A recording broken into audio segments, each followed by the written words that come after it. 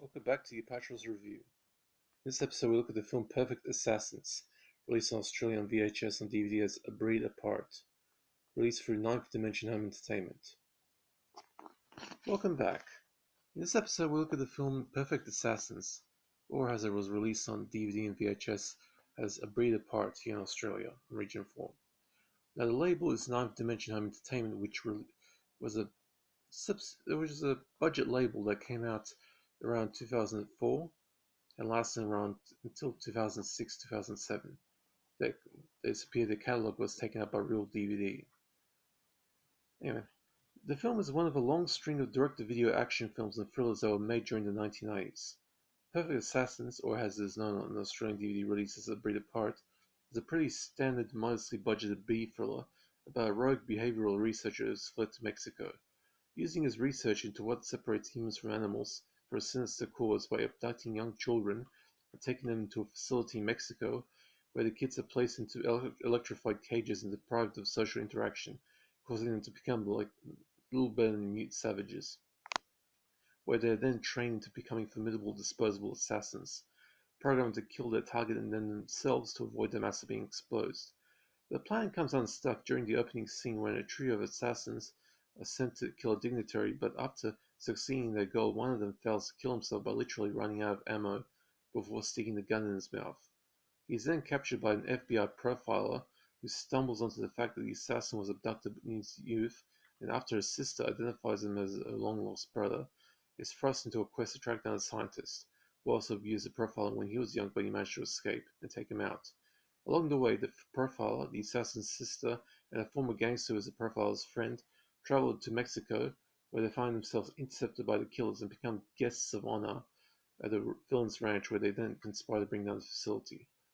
To be honest, the film was pretty much a standard junky 1990s B thriller that doesn't do much to make an impression, although the reason why I give this a C plus rating, which is a 5 out of 10, is because the central idea, while admittedly barbaric in its implementation, is pretty interesting as an idea. There are also other films that deal with this theme much more competently. For example, the Hong Kong film Naked Weapon, which I'll cover in the future. The action, the acting is also pretty decent for the production.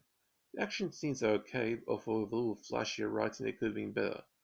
Aussie butch actress Portia de Rossi makes an appearance as the surviving killer's sister, and even back in 1997 you can see where her sexual orientation is, as evidenced by the sheer lack of interest on her face when she reaches forward to kiss Andrew McCarthy.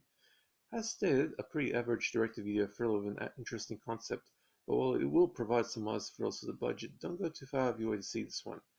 Now for the gore report, there are some blood squibs for bullet wounds and the female assassin blowing herself up, but no gore. There's no nudity in this film.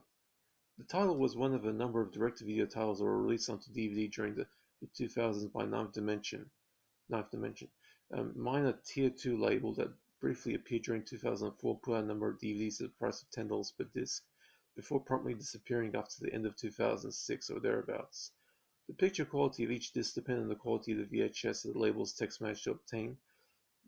Half the time, the prints were pretty washed out a bit, or it ranged from slightly washed out like a Cyborg Carbon Project Shadow Chaser to really washed out like The Invader.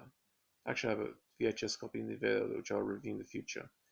The DVD version was just very, very washed out to the point that it looked all grey and the reds looked like pink.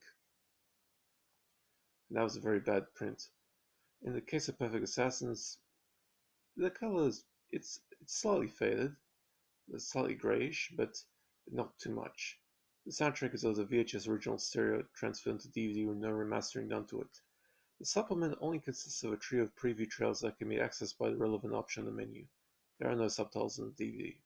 So I give the film a C+, which is a 5 out of 10, which means it's passable. Anyway, that's it for this review.